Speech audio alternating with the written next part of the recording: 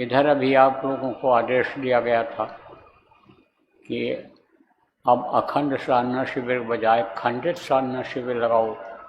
उसका समय दिया गया था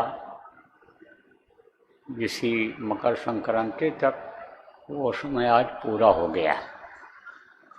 अब दूसरा चरण चलेगा साधना शिविर लगाने का, अखंड साधना शिविर लगेगी, लेकिन उसमें अभी थोड़ा देर है। उससे पहले 3 दिन का अखंड नाम धुनी होगा, उसको जगह जगह पर लगाना है। उसमें हर कोई बैठेगा, जैसे परिवार के लोग हैं आपके, बैठ कर के नाम धुनी बोलेंगे। रिश्तेदारों को भी बुला सकते हो, मिलने जुलने वालों को आप निमंत्रण देकर बुला सकते हो। जैसे कुछ लोगों के यहाँ कोई फंक्शन होता है, कोई कार्यक्रम होता है, जैसे बहुत से लोग कथा भागवत सुनते हैं, प्रवचन करते कराते हैं, तो निमंत्रण दे करके, न्योता दे करके लोगों को बुलाते हैं कि हमारे यहाँ आप आइएगा। और आपके मिलने जुलने वाले हैं, दोस्त हैं, आपके व्यवहार वाले हैं या रिश्तेदार हैं, वो लोग भी आपको बुलाते होंगे, आप जाते होंगे। इसी तरह से उनको बुलाओ और जगह जगह पर आप लगाओ साधना शिविर। जगह जगह पर लगा दो जहाँ भी संभव हो। 72 घंटे का ये चलेगा, रात और दिन, 3 दिन का ये होगा, रात दिन चलेगा। ये खंडित नहीं होगा, अखंड चलेगा। कुछ लोग वहाँ बैठे ही रहेंगे जहाँ जहाँ शिविर लगेगी, और ऐसी जगह पर आप लोग लगवाना कि जहाँ खंडित न हो, चल जाए। तो खंडित नहीं होता है। जैसे एक साथ लोग बैठ गए, 2-3 लोग एक तरफ हो गए, अब 2-3 लोग बराबर एक साथ बोलें, और फिर उसके बाद फिर जो और दूसरे लोग रहें वो 2-3 लोग लगातार बोलें, और उन्हीं के साथ और लोग भी बोलेंगे। बराबर बोलते रहेंगे, बराबर बोलेंगे, तो उसमें थोड़ा उनको आराम भी मिल जाएगा बोलने वालों को, और खंडित भी नहीं होगा।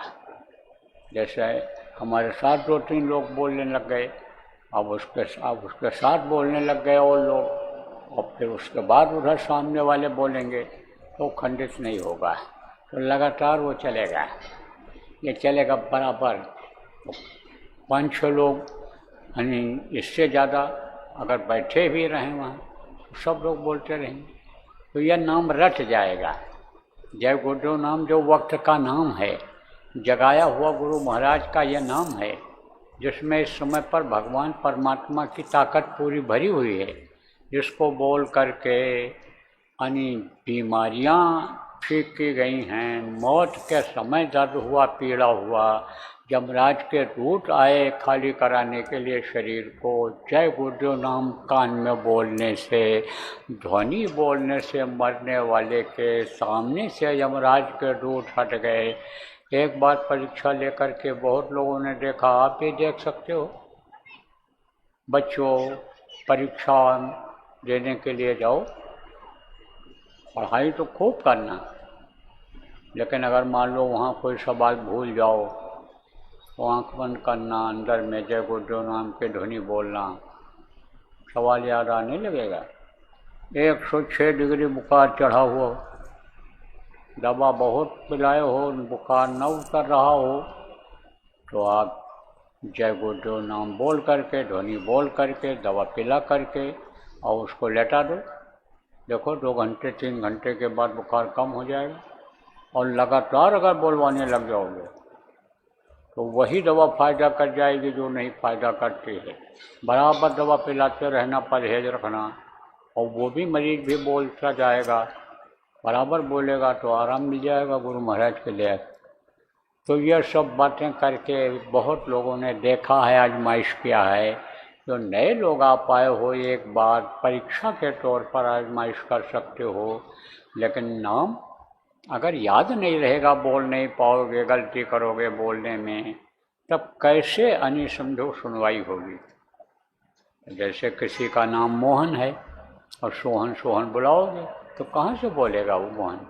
इसीलिए यानी समझो कि शुद्ध उच्चारण होना चाहिए और नाम जय गुरुदेव बोलना चाहिए। जय गुरुदेव यानी आवाज़ निकलनी चाहिए मुँह से, ध्वनि जैसे अभी आपको बुलवाऊँगा उस तरह से बोलना रहेगा। और जो जिम्मेदार हो संगठनों के, गांव स्तर के जो जिम्मेदार हो, नहीं हो तो आप बन जाओ जो लगवा सकते हो, तो आप सब व्यवस्था बनवा दोगे, वो चल जाएगा, लोग बोल ले जाएंगे, उसका फल आपको मिलेगा। नाम धुनी शिविर में बैठने वाले को, बोलने वाले को, लगवाने वाले को, जगह देने वाले को, व्यवस्था करने वाले को, सबको लाभ मिलेगा। जो जिसकी जितनी मेहनत होगी उसका फल उसको मिलेगा। अब कहो कि तुरंत का तुरंत फल मिल जाए, तो ये फल ऐसे नहीं दिखाई पड़ेगा कि हाथ में जैसे अमरूद के अलावा सेब दे दिया जाता है, ऐसा फल ये नहीं रहेगा। यह फल आपके मौके पर काम आएगा। कौन से मौके पर? जब जान बचने का कोई मौका नहीं होगा, जब आप परेशान हो जाओगे किसी भी तरफ, आपके लिए कोई इज्जत बचने का, जमीन जायदाद बचने का जब कोई उपाय नहीं रहेगा, तब जब याद करोगे गुरु महाराज दया करो, तब यह आपका फल आपके काम आ जाएगा। तो इसलिए आप इकट्ठा करो फल को, उसको अपने रिजर्व रखो। मौत के सामने पीड़ा कम करेगा। मौत जब आ जाएगी आखिरी वक्त पर पीड़ा कम करेगा, दर्द कम करेगा। प्राण के निकलते समय पीड़ा दर्द जो होता है, हड्डी हड्डी चटकती है, आँख की रोशनी खत्म हो जाती, कान से नहीं सुनाई पड़ता है, ऐसे समय पर ये फल आपके काम आएगा। तो मेहनत करो आप बच्चियों, आप भी इस व्यवस्था में लगो और लगवाओ और लोगों को बुलाओ। अपने घर में अगर लगाते हो आपके पास जगह है तो रिश्तेदारों को बुला लो, पड़ोसियों को बुला लो और ध्वनि बुलवाओ, नाम ध्वनि, इस नाम ध्वनि को बुलवाओ आप लोग। तो ये कार्यक्रम आयोजित करो आप ये कब से कब तक होगा? अब देखो कुछ गैप बीच में देना जरूरी है तैयारी के लिए, क्योंकि मान लो ये यहाँ से प्रसारित कर देंगे और आज यूट्यूब पर या और जो इलेक्ट्रॉनिक सिस्टम है उस पर आप देख लोगे, लोगों को पता चल जाएगा। तो कुछ जगहें ऐसी हैं कि जहाँ मोबाइल तक नहीं काम करता है। मुझे मालूम है पहाड़ियों पर, मैं तो बहुत दूर दूर तक गया हूँ, जगह जगह ऐसी जगह कि कहा यहाँ कोई साधु महात्मा नेता भी कोई आते ही नहीं है। वो तो बेचारे बड़े गरीबी झेल रहे हैं, बड़ी ऐसी स्थिति में गया हूँ, सब जगह गया हूँ। और जगह तो गुरु महाराज के साथ गया, गुरु महाराज के जाने के बाद मैंने और मेहनत किया। जहाँ गुरु महाराज भी नहीं गए थे वहाँ तक भी मैं गया, तो मैंने तो देखा बड़ी मतलब यह है कि लोग यानी मतलब दिक्कत में रह रहे हैं, लेकिन भगत हैं, वो भक्ति पूरी है, भजन करते हैं, तो उन तक संदेशा पहुंचाने में थोड़ा समय तो लगेगा ही।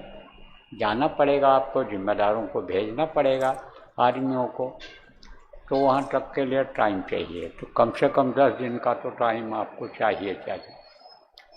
तो आज से लेकर के 10 दिन आप टाइम ले लें। 24 तारीख को यह नाम ध्वनि शुरू होगी, इसी महीने में शनिवार दिन पड़ रहा है, और 25 को भी छुट्टी है, 26 जनवरी भी यानी पड़ रही है, तो समय रहेगा इसमें। कर्मचारियों को, अधिकारियों को भी समय मिलेगा। कुछ दफ्तर ऐसे हैं कि जो शनिवार को भी बंद रहते हैं। तो अब आप ये समझो 24 तारीख से शुरू होगा।